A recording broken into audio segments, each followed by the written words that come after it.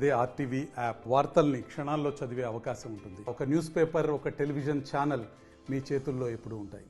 Komatireddy brothers రాజకీయంగా ఇది ప్రతి ఒక్కరికి తెలిసినటువంటి పేరు. అదే కుటుంబం నుంచి కోమటిరెడ్డి సూర్యపవన్ రెడ్డి, డాక్టర్ కోమటిరెడ్డి సూర్యపవన్ రెడ్డి గత 23 సంవత్సరాలుగా వైద్య రంగంలో విశిష్ట సేవలు అందిస్తున్నారు. అందుకు గాను పీసీ అచీవర్స్ అవార్డు కూడా నిన్న దక్కించుకోవడం జరిగింది. మనతో మాట్లాడడానికి డాక్టర్ సూర్యపవన్ రెడ్డి ఉన్నారు. మొదటగా కంగ్రాచులేషన్స్ అండి. చెప్పండి, ఈ అవార్డు ఉద్దేశం. ఇది ఇండియన్ అచీవర్స్ అవార్డ్ అని బేసికలీ ఆల్ ఓవర్ ఇండియా నుంచి కూడా ఎవ్రీ ఇయర్ ఒక 30 మందిని సెలెక్ట్ చేస్తారు ఇన్ వేరియస్ ఫీల్డ్స్. వైద్య రంగం కానివ్వండి, విద్యారంగం కానివ్వండి, బిజినెస్ పరంగా కానివ్వండి, పొలిటికల్ పరంగా కానివ్వండి, స్పోర్ట్స్ పరంగా కానివ్వండి. సో ఎవరైతే అచీవ్ చేశారో ఆల్ ఓవర్ ఇండియా వీళ్ళకి పద్మభూషణ్, పద్మవిభూషణ్ వచ్చిన వాళ్ళని కూడా సెలెక్ట్ చేసేసి ఈ యొక్క అవార్డుని చేసిన కార్యక్రమాలను బట్టి వాళ్ళకి అవార్డుని అందిస్తారు. అంటే ఎన్ని ఇయర్స్ అవుతుంది మీరు ఈ ఫీల్డ్ లోకి వచ్చి డాక్టర్? నేను డయాబెటీస్ స్పెషాలిటీ మీద 20 ఇయర్స్ పైన, 2 దశాబ్దాల పైన నేను దాని మీద కాన్సన్ట్రేషన్ గా చూస్తున్నాను. ఎస్పెషల్లీ చిన్నపిల్లలలో టైప్ 1 డయాబెటీస్ లో రూరల్ సెక్టర్ లో, అంటే మన ఊర్లలో విలేజ్ లెవెల్లో ఈ టైప్ 1 డయాబెటీస్, పిల్లల డయాబెటీస్ అనేది చాలా తక్కువ అవగాహన ఉంది. దీని మీద ఈ అవగాహన కార్యక్రమాలు చేస్తూ, మెడికల్ క్యాంప్స్ అరేంజ్ చేస్తూ, పిల్లలకు సంబంధించి షుగర్కి సంబంధించి, డయాబెటీస్ సంబంధించి ట్రీట్మెంట్ అందిస్తూ, ఎవరైతే డబ్బులు కూడా తక్కువ ఉండి, ఎందుకంటే ఇది ఒక కాస్ట్లీ పరమైన ట్రీట్మెంట్, ఇన్సులిన్స్ వాడాలి జీవిత పరంగా, ఎవరైతే డబ్బులు పరంగా కూడా కొంచెము తక్కువ ఉన్న వాళ్ళకు కూడా సహాయం అందజేస్తూ వాళ్ళని ముందుకు మంచి ఆరోగ్యంగా ఉండేటట్టు చూస్తూ ఆ యొక్క ప్రయాణం చేస్తున్నాను వీళ్ళతోటి. అంటే మొత్తం మీద మీరు ఒక 23 ఇయర్స్ నుంచి కూడా ఈ వృత్తిలో ఉన్నారు. అపోలో ఆసుపత్రిలో మంచి నెంబర్ 1 డాక్టర్ గా ఉన్నారు. అలాంటి వైద్య సేవలు వదిలి మళ్ళీ పొలిటికల్లోకి ఎందుకు ఎంటర్ కావాలనుకుంటున్నారు? నేను ఆల్రెడీ వైద్య సేవ అనేది ప్రజాసేవ, ఒక విధంగా ఒక ప్రజాసేవనే. దీనిని మరింత విస్తృతంగా చేయాలి అంటే ఆల్రెడీ మా చిన్నాన్నలు ఇద్దరు బాబాయిలు, కోమటిరెడ్డి వెంకటరెడ్డి గారు కానీ, కోమటిరెడ్డి రాజగోపాల్ రెడ్డి గారి సహాయంతో, మా నాన్నగారి ప్రోత్సాహంతో నేను ఎన్నో కార్యక్రమాలు చేస్తూ ముందుకు వెళ్తున్నాను. నేనే అదే విస్తృతంగా ఇంకా పెంచుకోవాలి, పబ్లిక్ లో ఇంకా విస్తృతంగా వెళ్ళాలి. ఒక గవర్నమెంట్ సపోర్ట్, అంటే మన స్టేట్ గవర్నమెంట్ కానివ్వండి, సెంట్రల్ గవర్నమెంట్ స్కీమ్స్ కానివ్వండి, లైక్ ఆయుష్మాన్ భారత్ అనేది చేశారు మన సెంట్రల్ గవర్నమెంట్ స్కీమ్స్ కూడా, అట్లాంటి స్కీమ్స్ అన్ని కూడా మన విలేజ్ స్థాయి లెవెల్కి తీసుకెళ్లి ఇంకా మంచి వైద్య రంగంలో ఇంకా మెరుగైన ట్రీట్మెంట్స్ ఇచ్చే కార్యక్రమం చేస్తే బాగుంటుందనే ఒక ఉద్దేశంతో నేను పొలిటికల్ గా, అంటే ఆల్రెడీ పాలిటిక్స్ అనేది కూడా ఒక సేవా కార్యక్రమం లాంటిది. మా బాబాయిలు ఇద్దరు చాలా సేవా కార్యక్రమాలు చేస్తున్నారు. 3 దశాబ్దాలుగా వాళ్ళు ఇచ్చిన, ప్రజల్లో ఇచ్చిన చేసిన మంచి కార్యక్రమాలు ఎన్నో ఉన్నాయి. దాన్ని ఇంకా ముందుకు తీసుకెళ్లడానికి నేను వాళ్ళ కొడుకులాగా ఈ రాజకీయాల్లో అడుగుపెట్టి వాళ్ళు చేసే మంచి పనులన్నీ కూడా ముందుకు తీసుకెళ్లాలనే ఒక మంచి ఉద్దేశంతో దిగాలనుకుంటున్నాను. అది కూడా అధిష్టానం ఆదేశిస్తే, చీఫ్ మినిస్టర్ మన ముఖ్యమంత్రి గారు రేవంత్ రెడ్డి గారు ఆశీస్సులు ఉంటే, బాబాయిలు ఇద్దరు అనుగ్రహిస్తే, వాళ్ళ ఆశీస్సులు కూడా ఉంటే రాజకీయాల్లోకి దిగి ఇంకా విస్తృతంగా సేవ చేయాలనే కోరిక ఉన్నది. ఆల్రెడీ బాబాయ్తో సీఎం రేవంత్ రెడ్డిని కలిసినట్టుంది.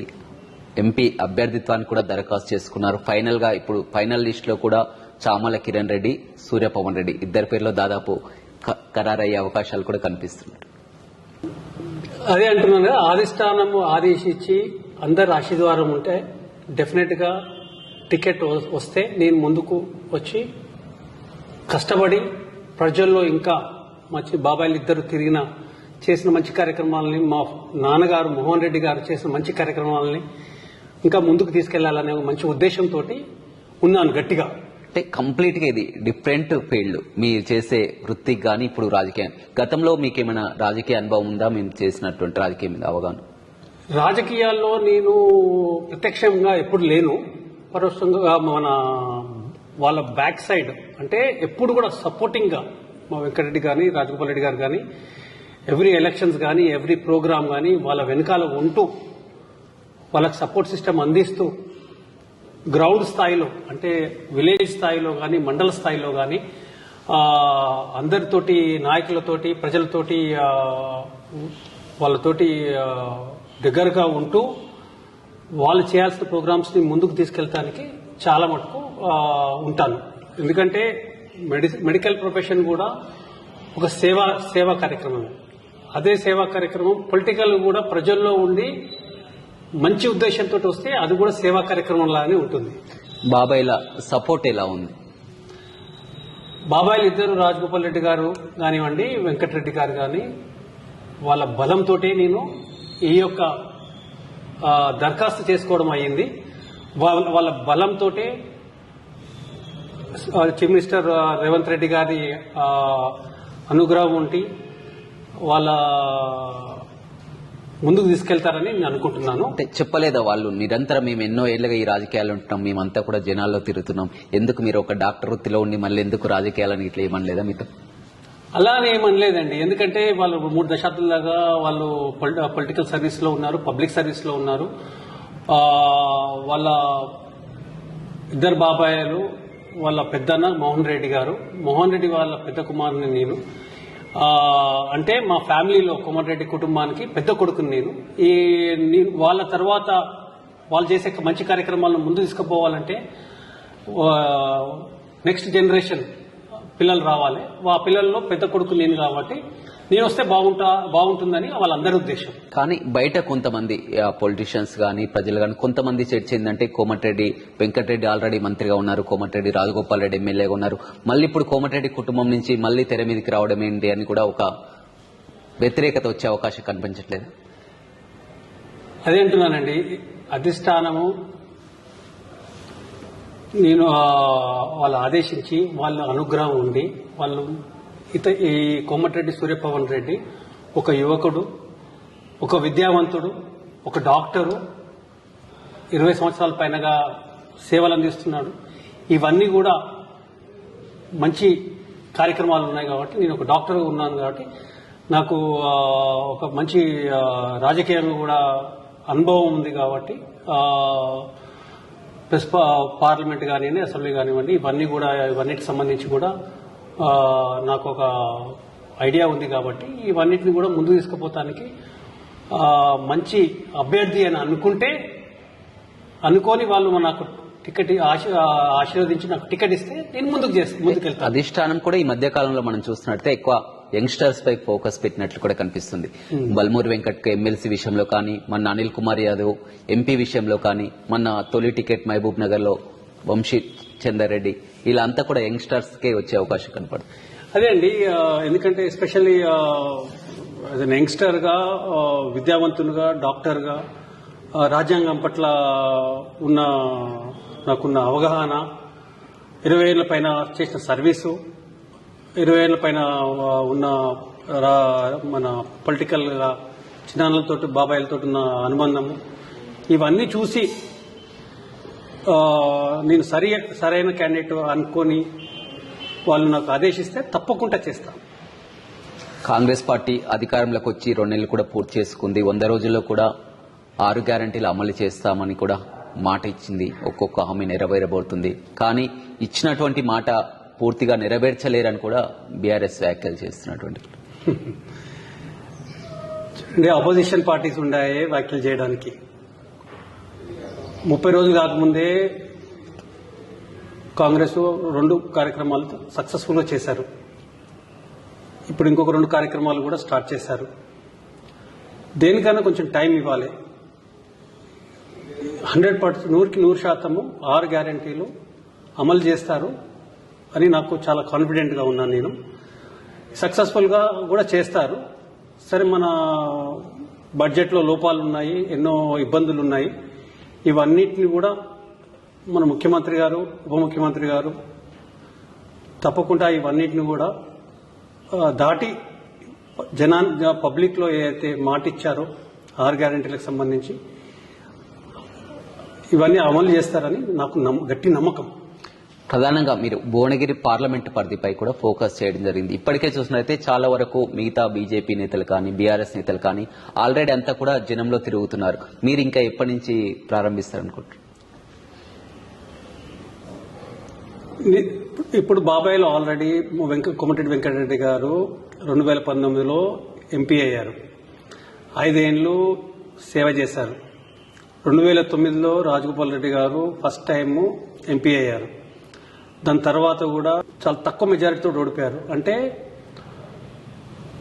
రీఆర్గనైజేషన్ అయిన తర్వాత పార్లమెంటు 2009లో భువనగిరి పార్లమెంటు ఎప్పుడైతే ఎస్టాబ్లిష్ అయిందో అప్పటి నుంచి మా కుటుంబం అంటే మా బాబాయిలు ఇద్దరు కూడా చాలా కష్టపడి పనిచేస్తూ ఉన్నారు 15 సంవత్సరాలుగా.